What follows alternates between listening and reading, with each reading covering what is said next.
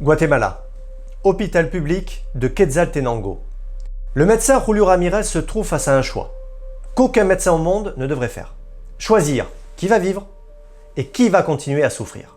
Sur sa longue liste de patients, il a la possibilité de leur apporter un véritable espoir grâce au Keytruda, un traitement révolutionnaire contre le cancer développé par le laboratoire Merck. Mais le problème, c'est qu'il ne dispose que de 2 doses. Alors, face à ce dilemme, il lâche une phrase glaçante. Que me reste-t-il à faire? Jouer à Dieu? Mais ici, on ne parle pas de pénurie. Du Keytruda, il y en a. Merck en vend, en produit, en distribue partout dans le monde. Mais il faut débourser des centaines de milliers de dollars pour accéder au traitement. Et ce prix est tout sauf une fatalité. C'est le résultat d'un plan bien orchestré. Grâce à une enquête internationale de journalistes, on découvre que le laboratoire a développé une stratégie redoutable pour organiser la rareté et protéger sa poule aux œufs d'or au moins jusqu'en 2042. En attendant, patients et hôpitaux n'auront d'autre choix que de payer ou se rabattre sur une autre solution. Bonjour à tous. Carolina Garcia habitait Madrid. En 2011, elle est enceinte de 4 mois quand son médecin lui annonce qu'elle a des métastases. Cancer du sein à un stade avancé. À cette époque, les chances de survie étaient minces.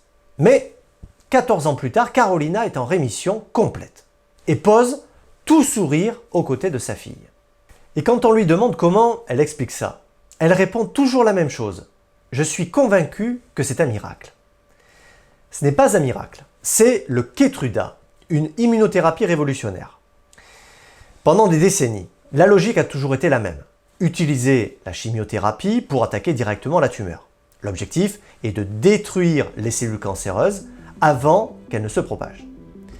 Mais le Keytruda, lui, ne fonctionne pas tout à fait comme ça. Au lieu de s'en prendre directement au cancer, il aide le système immunitaire à faire ce qu'il aurait dû faire au départ, c'est-à-dire reconnaître la menace et la combattre. Car certains cancers ont développé une sorte de stratégie de camouflage biologique.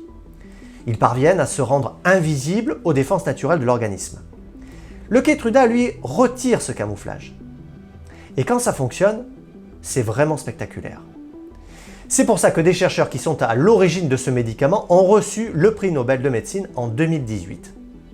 Et ça fonctionne si bien que l'autorité sanitaire américaine, la FDA, l'a étendu à 19 autres types de cancers.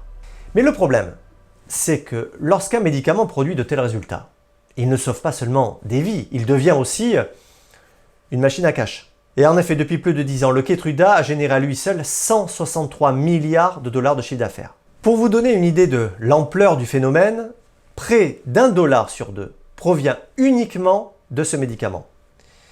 Mais il y a un problème. Le Keytruda est probablement l'un des traitements contre le cancer les plus prometteurs jamais développés. Et pourtant, il n'est pas accessible à tout le monde. Selon le pays, le coût de traitement peut s'envoler.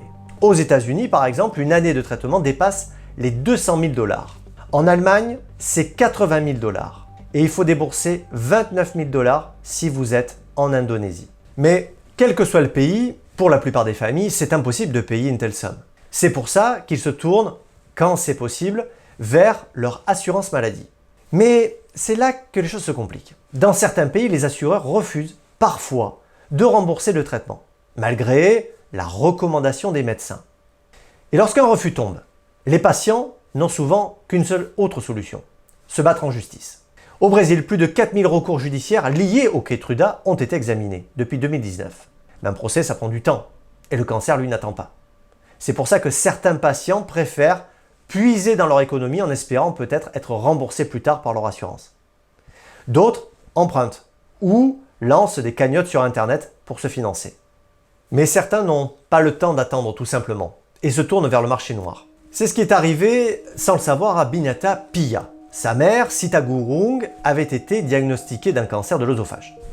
Elle habitait au Népal et là-bas, le Keytruda était hors de portée des circuits classiques.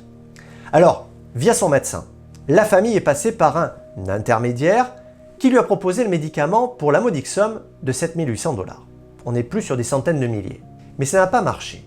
Sa mère est décédée quelques mois plus tard. Elle commençait à faire son deuil, mais un an plus tard, cette histoire est remontée à la surface. Elle apprend, par les journaux télé, qu'elle avait en réalité acheté un faux médicament. C'est ce qu'a révélé la police de New Delhi qui a démantelé tout un réseau. Ils ont trouvé 519 flacons vides saisis et 120 000 $ en devises étrangères. Et si tout le monde veut avoir ce médicament miracle, c'est parce que Merck a développé une stratégie redoutable pour créer de la rareté. Pourtant, le PDG de Merck, Robert Davis, a été clair. Devant les investisseurs, il a déclaré « Nous avons été très clairs dans nos discussions avec Washington.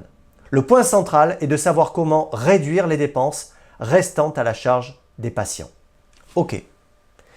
Quelque chose nous interpelle.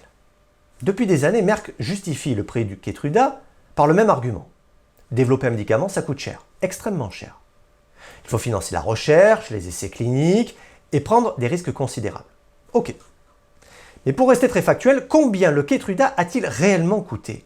Si l'on reprend les chiffres annoncés par le PDG en 2024, Merck a investi 46 milliards de dollars en recherche et développement depuis 2014. Donc, le prix est fonction du coût de recherche. Eh bien, pas tout à fait. L'OMS dénonce que le développement et la production ont peu, voire aucun rapport avec la manière dont les entreprises pharmaceutiques fixent les prix des médicaments contre le cancer.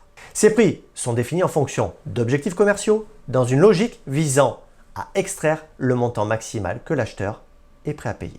Alors, ça n'aurait rien à voir. Fait aggravant, une ONG suisse, Public Eye, a découvert que les coûts de R&D ne sont pas de 46 milliards, mais sont compris entre 2 et 5 milliards.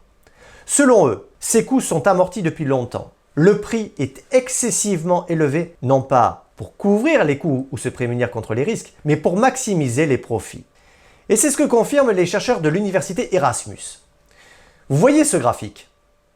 Moins de 3% sont imputables à la R&D. Ce qui est en rouge à 88%, c'est la marge. Mais comme si ça ne suffisait pas, il y a un événement qui enterre définitivement le débat. Argentine, janvier 2025. Pour la première fois, un concurrent vient d'être approuvé et entre sur le marché. Réaction de l'entreprise.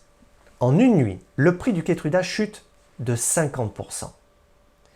Mais il existe un autre levier, beaucoup plus discret celui-ci, c'est le volume qui est utilisé dans chacun des flacons. Pour chaque patient, je m'explique. Le Keytruda est administré à dose fixe, 200 mg par perfusion. Que le patient pèse 50 ou 120 kg, c'est la même chose. La quantité injectée reste la même. Merck explique que cette méthode simplifie le travail des hôpitaux. Ok, mais des chercheurs néerlandais ont voulu vérifier ça. Ils ont étudié des données de patients traités dans des conditions réelles de plusieurs hôpitaux. Et leur constat est surprenant. Avec un dosage adapté au poids du patient, la quantité de médicaments administrés baisse d'environ 22%. Et on a la même efficacité. Mais si on fait ça, Merck perdrait 6 à 7 milliards de dollars par an, comme le rappelle l'oncologue Daniel Goldstein. C'est un quart du chiffre d'affaires du groupe.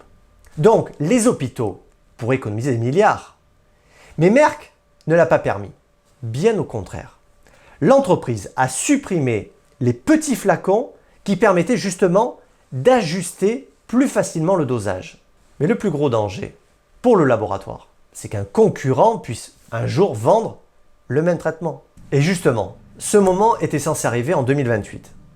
2028, c'est la date qui, en théorie, aurait dû changer puisque c'est la fin du monopole de Merck.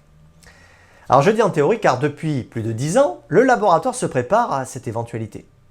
En effet, l'entreprise a déposé plus de 1200 demandes de brevets dans 53 pays pour protéger son Keytruda. Ça lui permettrait de repousser l'échéance jusqu'en 2042. Si on rentre un peu dans le détail, on constate que 84% de ces demandes ont été déposées après la mise sur le marché du Keytruda en 2014. En soi, ce n'est pas forcément anormal. Les laboratoires continuent toujours de déposer des brevets. Mais là, on parle de brevets qui portent sur, on va dire, des éléments périphériques, comme le dosage ou les méthodes d'administration. Certains couvrent par exemple le passage d'une perfusion à une simple injection sous la peau. On a donc la même molécule, le même effet, mais ce nouveau mode d'administration verrouille le médicament pour des années et des années. Ce n'est pas un arsenal scientifique, c'est un arsenal juridique. L'objectif n'est pas d'innover, c'est de rendre la concurrence si risquée que finalement personne ne tente l'aventure. En 2023, 4 élus américains ont demandé à l'Office des brevets d'enquêter.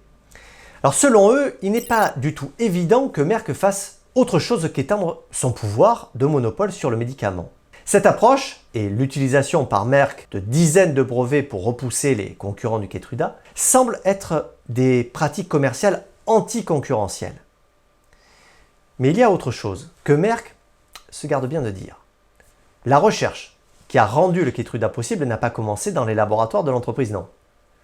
Les deux créateurs du Keytruda, James Allison et Tasuku Honjo, ont commencé à travailler dans des universités publiques avec des financements publics. Le premier au Texas et l'autre à Kyoto. Et l'histoire ne s'arrête pas là. La molécule elle-même, le pembrolizumab, n'a pas été inventée par Merck.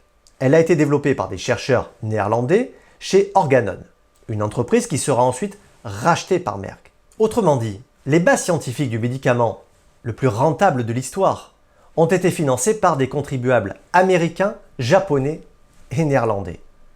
Du coup, il est légitime de penser que la collectivité paye deux fois. Mais cette situation dépasse largement le cas d'un seul médicament. Bill Pagerowski, économiste de la santé, a passé des années à étudier ce système de l'intérieur. Et son constat est amer. Ces inégalités de prix sont endémiques à l'ensemble du système de santé en général. Mais avec la nouvelle génération de traitements qui arrivent, les thérapies cellulaires et géniques vont aggraver la situation. En effet, ces traitements seront capables de guérir une maladie, peut-être même avec une seule injection. Mais les prix envisagés donnent le vertige. On parle d'1 million de dollars par patient. À l'échelle de ce qui se prépare, le Keytruda et ses 200 000 dollars par an pourraient être finalement qu'un avant-goût. Alors, faut-il payer pour avoir une chance de survivre? En théorie, non. Mais tant que l'accès au traitement dépendra davantage du pouvoir d'achat que du besoin médical, cette question continuera de se poser pour des millions de patients à travers le monde. Merci d'avoir suivi Ça coule de source. Prenez soin de vous et restez libres.